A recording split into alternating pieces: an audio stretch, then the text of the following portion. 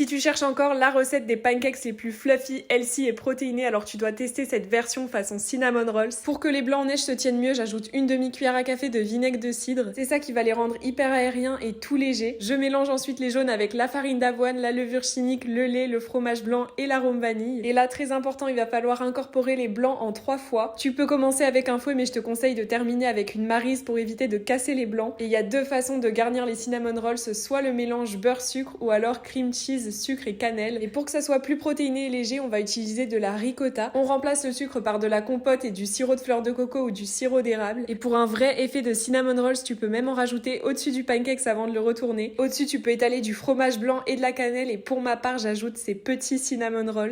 En fait, c'est exactement la même base que la pâte à cookies crue, sauf que cette fois-ci, on met pas de pépites de chocolat, on va simplement diviser la pâte en 2. Mais dans une moitié, on va ajouter une bonne dose de cannelle. Je passe comme ça le rouleau sur les 2 pâtes et je les superpose. Je découpe ensuite les bandes avant de les rouler en cinnamon rolls. C'est optionnel, mais voilà, ça change tout. Ils avaient le mérite d'être sur les pancakes les plus fluffy et protéinés.